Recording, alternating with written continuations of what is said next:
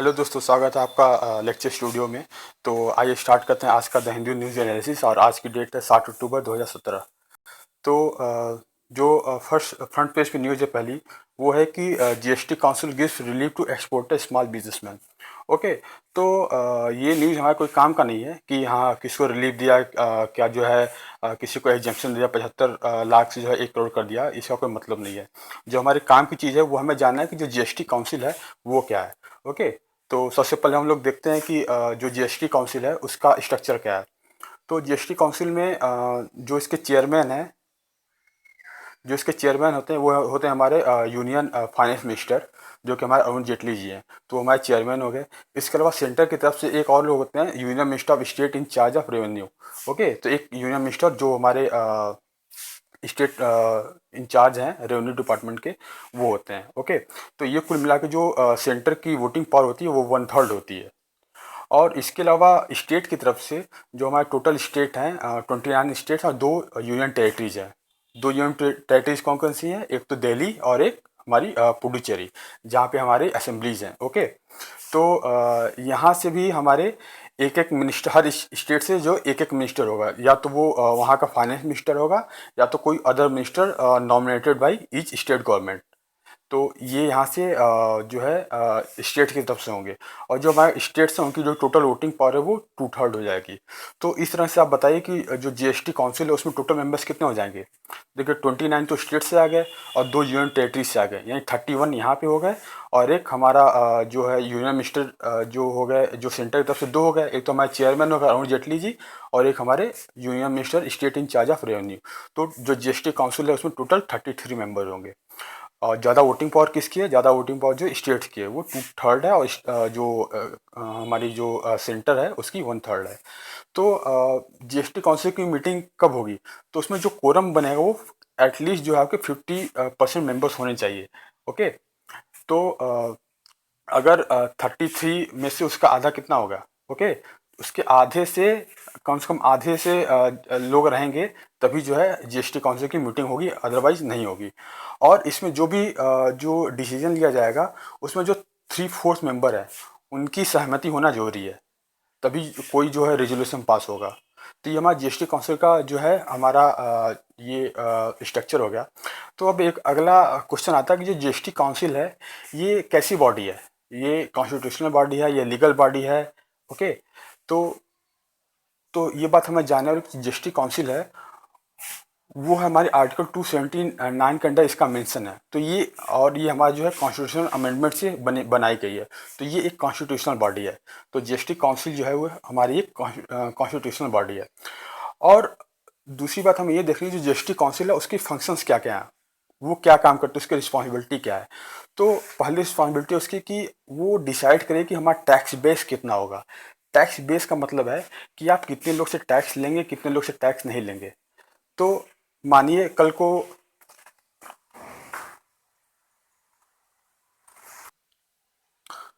तो sorry for the interruption. तो जो रिस्पॉन्सिबिलिटी वो हमारी एक है कि टैक्स बेस जो होगा वो कितना होगा। देखिए जैसे कि मान लीजिए कि हमारी जो आज 125 करोड़ जनता है। ओके। और हमें पता है कि सरकार कहती है कि जो व्यापारी हैं जिनकी, मान लीजिए कहती है कि जिनकी 20 लाख से ऊपर की अर्निंग है हम उससे टैक्स लेंगे, जो 20 लाख के नीचे वाले हैं उससे हम टैक्स नहीं लेंगे।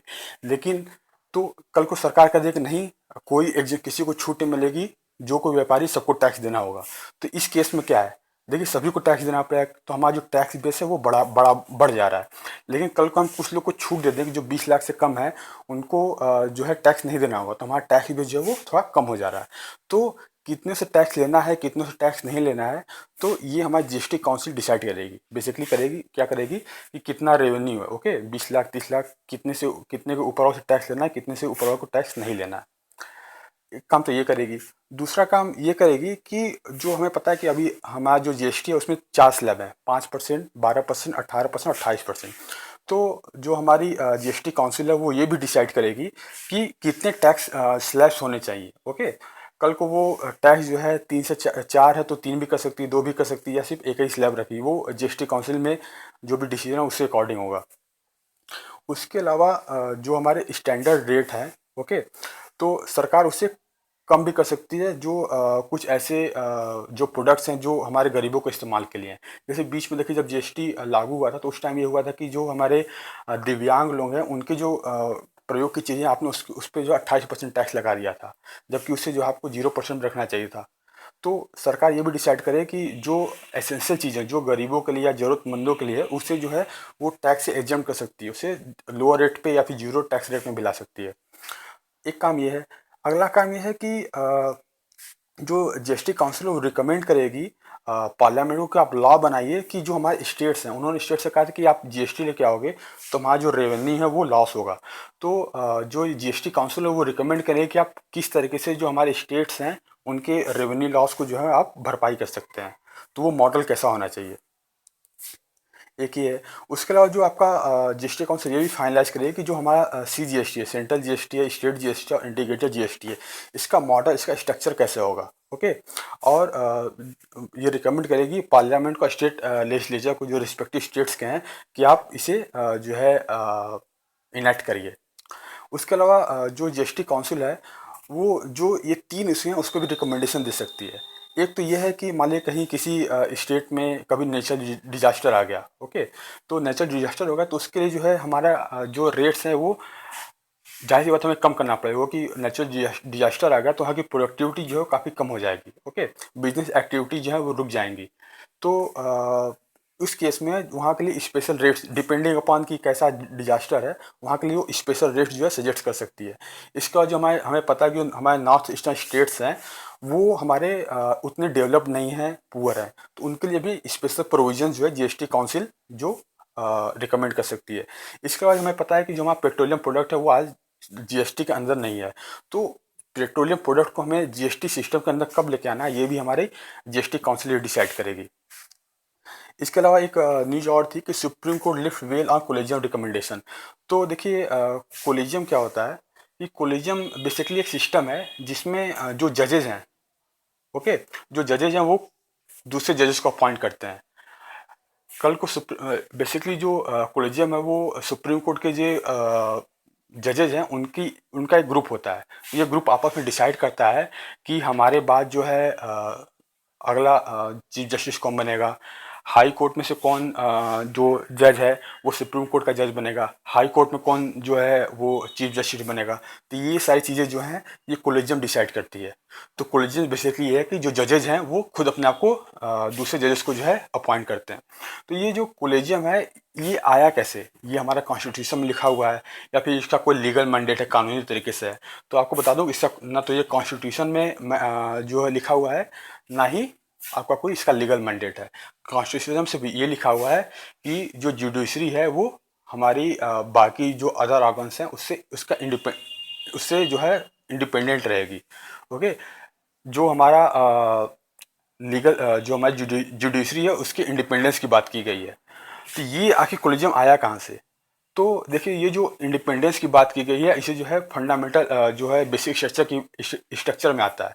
तो इस चीज़ को ध्यान में रखते हुए सुप्रीम कोर्ट ने 3 अलग अलग जजमेंट दिए थे जिसे हम 3 जजमेंट्स केस कहा जाता है। एक हमारा 1983 या 7 में था, आप एक बार चेक कर लीजिए, एक 1993 में था, एक 1998 में था। 3 अलग अलग जजमेंट्स के आधार पे ये पूरा सिस्टम जो है वो डेवलप हुआ है। तो बेसिकली सिस्टम में जो आपको बताया मैंने कि ये जजेस जो हैं खुद से अपने आप को अपॉइंट करते हैं। अब देखिए जब जजेस जो हैं अपने आप को अपॉइंट करते हैं तो ये जो है कि अपने जजेस को चुनते हैं और उसे प्रेसिडेंट को रिकमेंड करते हैं, तो फिर प्रेसिडेंट जो है उन्हें अपॉइंट करता है। तो आखिर बात यह है कि आपने जो जजेस को चुना है उनकी मेरिट क्या है, आपने किस आधार पर चुना है। ओके। कल को जस्टिस कन्नन जैसे लोग आ जाते हैं उल्टा सीधा काम करते हैं तो आपकी जो कोलिजियम सिस्टम है उस पर सवाल पैदा होते हैं कि आखिर जस्टिस कन्नन जैसे लोग कैसे आ जाते हैं। ठीक। तो ये कोलिजियम सिस्टम कुछ खामियां हैं, उसमें भी काफ़ी जो करप्शन और इसकी बातें, नेपोटिज्म की बात कही गई थी। तो अभी सुप्रीम कोर्ट ने और इसी को लेके सरकार ने कुछ इस बात पे आप थोड़ा सर्च करिएगा कि नेशनल जुडिशल अपॉइंटमेंट कमेटी एनजीएसी को सरकार ने लेके आई थी, जिसे हमारे जस्टिस खेहर ने जो है उसे वो कर दिया था, अनकॉन्स्टिट्यूशनल करार दे दिया था। ठीक। तो एनजीएसी भी आप थोड़ा सा उसमें देखिएगा। तो सुप्रीम कोर्ट ने थोड़ा कोलेजियल सिस्टम को क्लीन करने के लिए क्या किया है कि उन्होंने कहा है कि अब से जो भी रिकमेंडेशंस होंगी जुडिशियल अपॉइंटमेंट की या फिर ट्रांसफ़र की या फिर किसी को हाई कोर्ट या सुप्रीम कोर्ट में एलिवेट किया जा रहा है, प्रमोट किया जा रहा है, तो उसका बेसिस क्या है, ठीक, उन्हें क्यों रिकमेंड किया गया, तो ये सारी चीज़ें जो है वो पब्लिक डोमेन में आएंगी। तो सरकार सुप्रीम कोर्ट क्या है, ये सारी रिकमेंडेशन जो है वो अपने ऑफिशियल वेबसाइट पे पब्लिक कर देगी। और वहाँ पे रीज़न भी बताया कि किसी को क्यों रिकमेंड किया गया या फिर किसी को अपॉइंटमेंट क्यों किया गया, किसी को रिजेक्ट क्यों किया गया, उनका ट्रांसफ़र क्यों किया गया, उनका एलिवेशन जो है हाई कोर्ट या सुप्रीम कोर्ट में किया जाए। तो ये एक तरह से बहुत हिस्टोरिक डिसीजन है जब से ये कोलिजन सिस्टम जो है हमारा एग्जिस्टेंस में आया हुआ है। अगला है why can't hanging be stop. तो हमें पता है कि हमारे देश में जब भी किसी को जो डेथ पेनल्टी दी जाती है तो उसे फांसी पे लटका दिया जाता है।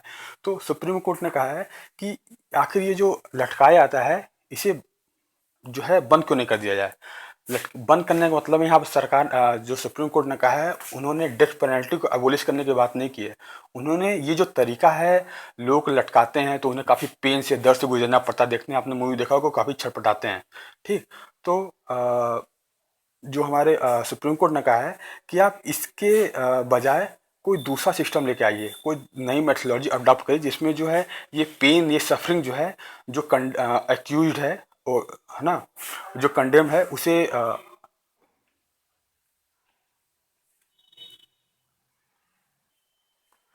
Sorry for the disruption.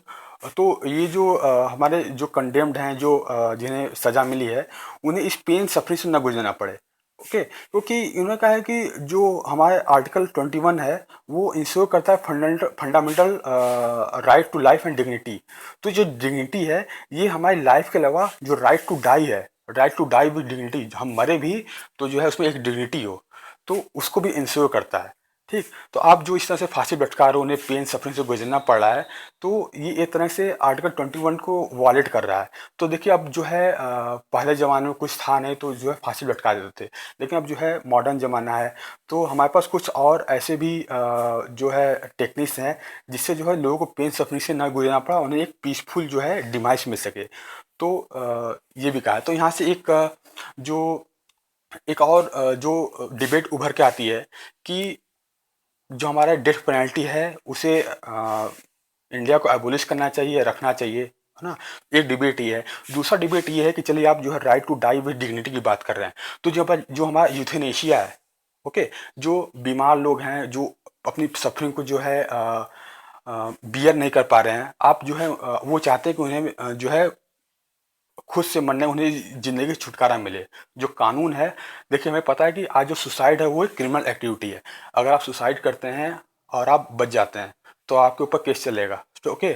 तो मर गए तो मर गए, लेकिन बच गए तो आपके ऊपर जो है केस चलेगा।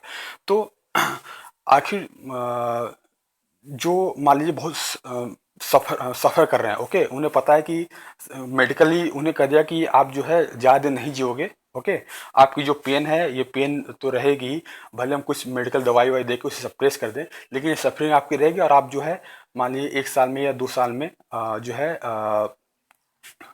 स्वर्ग सिधा जाएंगे। तो आखिर जब मुझे पता है कि मैं 2 साल में बाद मरने वाला हूँ, तो मैं इतनी पेन सफरिंग क्यों सहूँ। पेन सफरिंग मान लीजिए कुछ इस तरह की बीमारी है जिस वजह से मुझे काफ़ी पेन है, तो मैं उसे क्यों सहूँ। इससे अच्छा कि मैं जो है एक अच्छे तरीके से एक डिग्निफाइड मौत जो है, इस तरह से रोग घुट घुट के मरने से अच्छा है कि एक पीसफुल तरीके से मैं जो है खुद ही मौत को अपना लूँ। तो जो यूथेनेशिया है वो सरकार जो है उसकी परमिशन नहीं देती। आपने एक मूवी देखी हो, गुजारिश, ओके, जो ऋतिक रोशन के, उसमें यही पूरा मुद्दा दिखाया गया है। अगर आप उस चीज़ को देखिएगा तो यहाँ से तो एक बात भी आती है ना कि right to die with dignity, कि जो पेन सफरिंग में है आप उन्हें भी एक डिग्निफाइड मौत के लिए आप उन्हें भी परमिशन दीजिए, जो कि हमारा इलीगल। तो एक जो डिस्कशन डिबेट है वो भी यहाँ पे आता है। अगला है हाइपरटेंशन हाई इन केरला, लो इन बिहार। तो बेसिकली एक जो है सर्वे कंडक्ट कराया गया था, ओके। वहाँ पे जो है कहा गया था कि जो लोगों की जो फूड हैबिट्स है और अनहेल्दी लाइफ स्टाइल है, उसकी वजह से जो नॉन कम्युनिकेबल डिजीज़ है वो बढ़ रही है, उसका थ्रेट जो है वो राइज हो रहा है।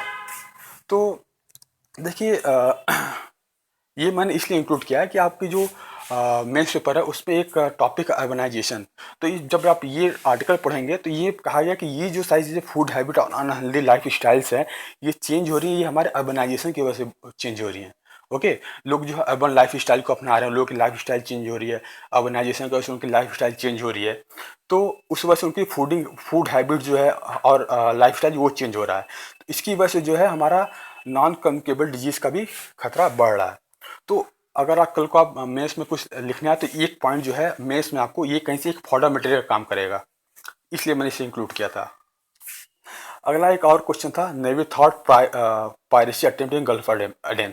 तो हमें देखना है कि गल्फ ऑफ एडेन क्या है। ठीक, ये देखिएगा, ये हमारा अरेबियन पेनिनसुला है और ये हमारा हॉर्न ऑफ अफ्रीका है। ओके, यहाँ की इनके बीच से गल्फ ऑफ एडेन की लोकेशन है और ये हमारा रेड सी है, ये डिजबूटी है।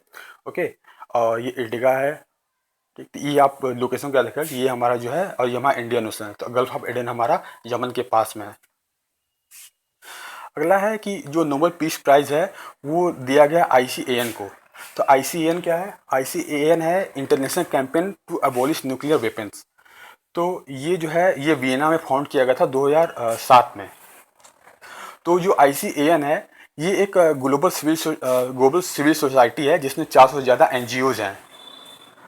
और ये जो ऑर्गेनाइजेशन है सिविल सोसाइटी, इसने बहुत ही मेजर रोल प्ले किया था न्यूक्लियर वेपन बैन ट्रीटी को UN में अडॉप्टेशन के लिए, जिसे UN ने अडॉप्ट किया है।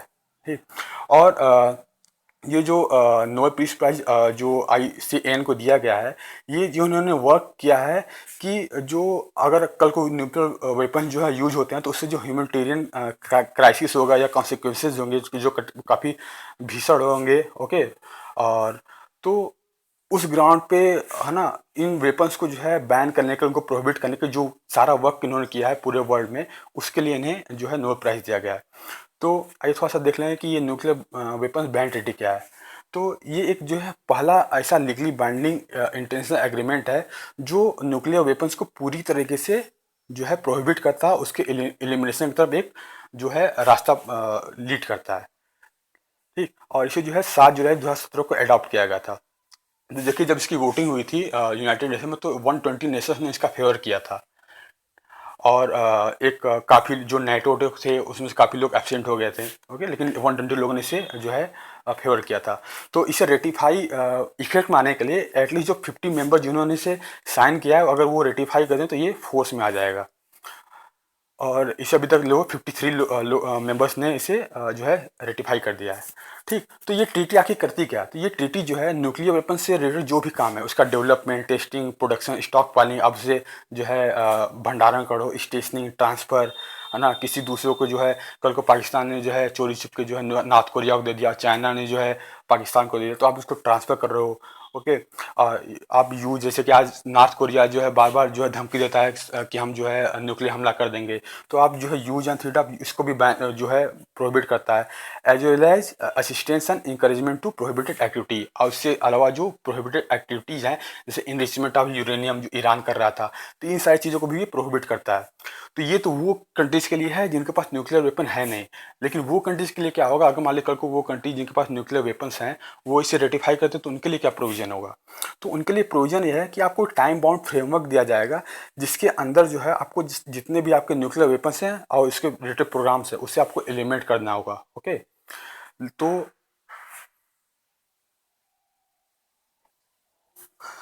तो ये जो आपके जो न्यूक्लियर स्टेट जिनके पास न्यूक्लियर वेपन्स हैं, एक तो हमारे जो यूनाइटेड स्टेट जो 5 परमानेंट मेंबर हैं, उसके अलावा जो India, Pakistan, north Korea, Israel है, इन्होंने इसे साइन नहीं किया है।